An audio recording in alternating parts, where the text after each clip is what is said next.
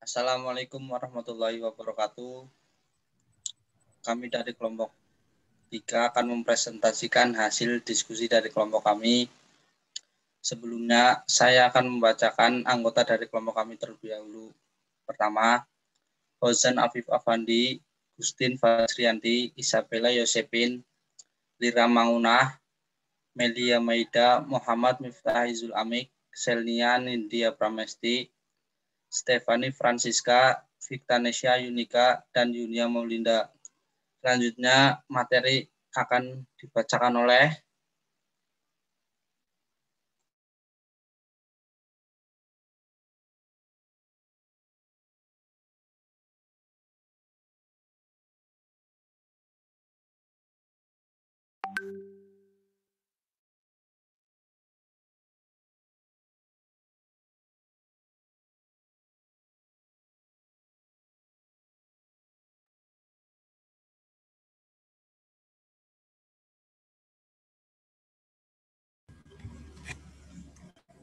Baik, materi akan dijelaskan oleh saya. Absorpsi merupakan proses masuknya obat dari tempat pemberian ke dalam darah.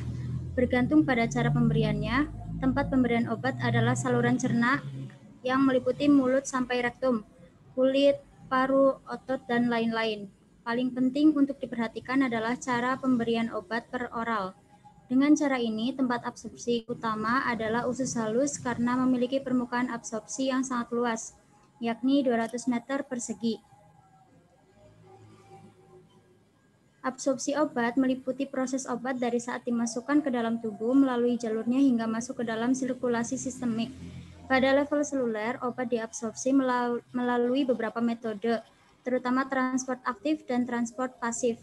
Faktor-faktor yang mempengaruhi absorpsi obat adalah sebagai berikut. A. Metode absorpsi meliputi transport pasif. Transport pasif tidak memerlukan energi sebab hanya dengan proses difusi obat dapat berpindah dari daerah dengan kadar konsentrasi tinggi ke daerah dengan konsentrasi rendah. Transport pasif dapat terjadi selama molekul-molekul kecil dapat berdifusi sepanjang membran dan berhenti bila konsentrasi pada kedua sisi membran seimbang. Yang kedua, transport aktif. Transport aktif membutuhkan energi untuk menggerakkan obat dari daerah dengan konsentrasi obat rendah ke daerah dengan konsentrasi obat tinggi. B. Kecepatan absorpsi. Apabila pembatasan antara obat aktif dan sirkulasi sistemik hanya sedikit sel, maka absorpsi terjadi cepat dan obat segera mencapai level pengobatan dalam tubuh. Waktu untuk berbagai cara absorpsi adalah detik sampai dengan menit, lebih lambat, oral, IM, topikal kulit, lapisan intestinal otot. Lambat sekali, berjam-jam atau berhari-hari. C. Faktor yang mempengaruhi penyerapan obat adalah 1. Aliran darah ke tempat absorpsi, 2. Total luas permukaan yang tersedia sebagai tempat absorpsi, 3. Waktu kontak permukaan absorpsi. D. Kecepatan absorpsi dapat diperlambat oleh nyeri dan stres. Nyeri dan stres mengurangi aliran darah, mengurangi pergerakan saluran cerna, retensi gaster. Yang kedua, makanan tinggi lemak. Makanan tinggi lemak dan padat akan menghambat pengosongan lambung dan memperlambat waktu absorpsi obat. Yang ketiga, faktor bentuk obat. Absorpsi dipengaruhi formulasi obat seperti tablet, kapsul cairan, substained release, dan lain-lain. Yang keempat, kombinasi dengan obat lain. Interaksi satu obat dengan obat lain dapat meningkatkan atau memperlambat absorpsi tergantung jenis obat. Obat yang diserap oleh usus halus ditransport ke hepar sebelum beredar ke seluruh tubuh. Hepar memetabolisme banyak obat sebelum masuk ke sirkulasi. Hal ini yang disebut dengan efek first pass. Metabolisme hepar dapat menyebabkan obat menjadi inaktif sehingga menurunkan jumlah obat yang sampai ke sirkulasi sistemik. Jadi dosis obat yang diberikan harus banyak. Yang selanjutnya akan dibacakan oleh Lira.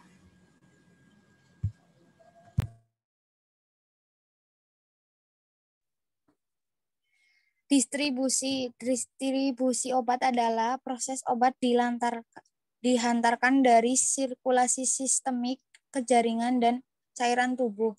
distribusi obat yang telah diabsorpsi tergantung beberapa faktor, yaitu 1. Aliran darah. Setelah obat sampai ke aliran darah, segera terdistribusi oleh organ berdasarkan jumlah aliran darah. Organ dengan aliran darah terbesar adalah jantung, hepar dan ginjal. Sedangkan distribusi ke organ lain seperti kulit, lemak, dan otot lebih lambat. 2. Permeabilitas kapiler. Distribusi obat tergantung pada struktur kapiler dan struktur obat. 3. Ikatan protein obat yang beredar di seluruh tubuh dan berkontak dengan protein dapat terikat atau bebas. Obat yang terikat protein tidak aktif dan tidak dapat bekerja. Hanya obat bebas yang dapat memberikan efek. Obat dikatakan berikatan protein tinggi bila lebih dari 80% obat terikat protein.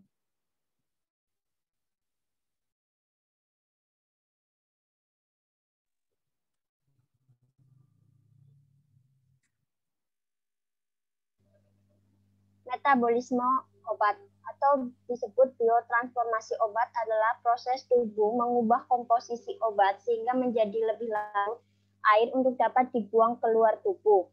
Obat dapat dimetabolisme melalui beberapa cara, yaitu menjadi metabolit inaktif, kemudian diekskresikan dan menjadi metabolit aktif, memiliki kerja farmakologi tersendiri, dan bisa dimetabolisme lanjutan. Beberapa obat diberikan dalam bentuk tidak aktif, kemudian setelah dimetabolisme baru menjadi aktif.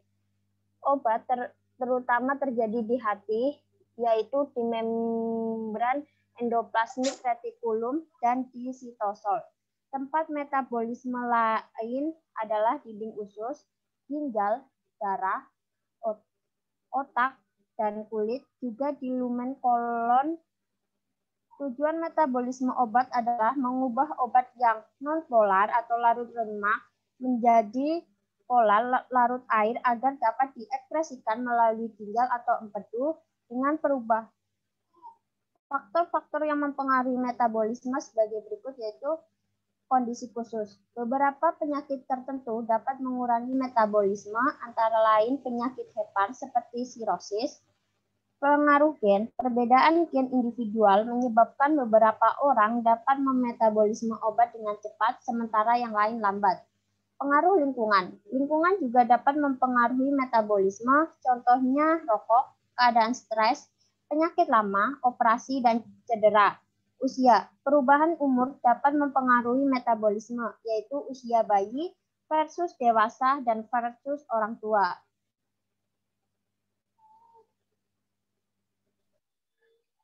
Selanjutnya, ekskresi atau eliminasi. Ekskresi obat artinya eliminasi atau pembuangan obat dari tubuh. Sebagian besar obat dibuang dari tubuh oleh ginjal dan melalui urin. Obat juga dapat dibuang melalui paru-paru, eksokrin, kulit, dan traktus intestinal. Organ terpenting untuk ekskresi obat adalah ginjal. Obat diekskresi melalui ginjal dalam bentuk utuh maupun bentuk metabolitnya. Ekskresi dalam bentuk utuh atau bentuk aktif merupakan cara eliminasi obat melalui ginjal. Ekskresi melalui ginjal melibatkan 3 proses, yakni filtrasi glomerulus, sekresi aktif di tubulus, dan reabsorpsi pasif di sepanjang tubulus. Fungsi ginjal mengalami kematangan pada usia 6-12 bulan, dan setelah dewasa menurun 1% per tahun. Organ kedua yang berperan penting setelah ginjal untuk ekskresi obat adalah melalui empedu ke dalam usus dan keluar bersama feses. Ekskresi melalui paru-paru terutama untuk eliminasi gas anestetik umum.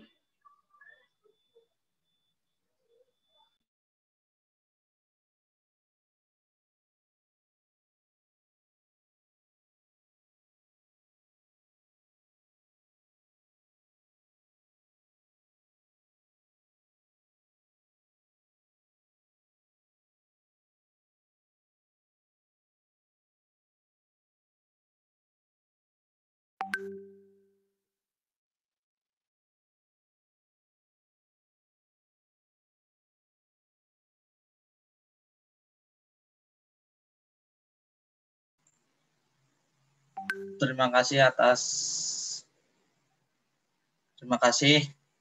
Kurang lebihnya mohon maaf. Bila ada kata yang kurang berkenan, mohon maaf. Saya akhiri. Wassalamualaikum warahmatullahi wabarakatuh. Waalaikumsalam warahmatullahi wabarakatuh.